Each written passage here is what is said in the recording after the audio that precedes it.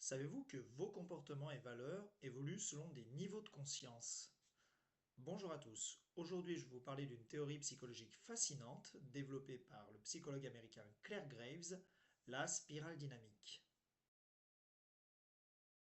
C'est une théorie qui essaie de répondre à la question: pourquoi y a-t-il une telle diversité de modes de pensée, de motivation et donc de comportement chez les êtres humains?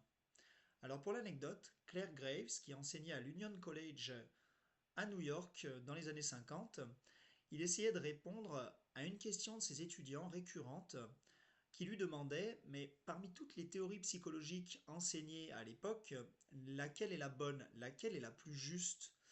Et comme il ne savait pas vraiment quoi répondre, c'est ce qui l'a poussé à développer ses propres études expérimentales entre 1952 et 1959 d'abord, pour élaborer ce qu'il va appeler, pour commencer, théorie de l'émergence cyclique des niveaux d'existence.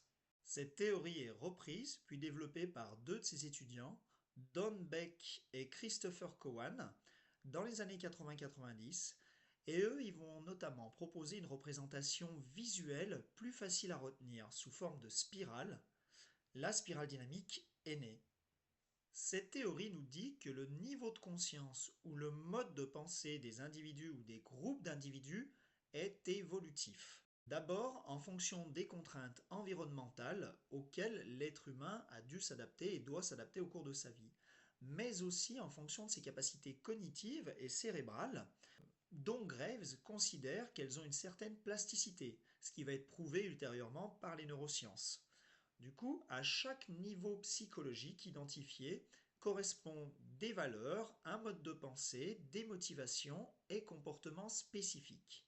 De plus, les niveaux psychologiques alternent entre une dominance individuelle, centrée sur l'individu, et une dominance ouverte vers l'extérieur, centrée sur l'environnement, sur le collectif.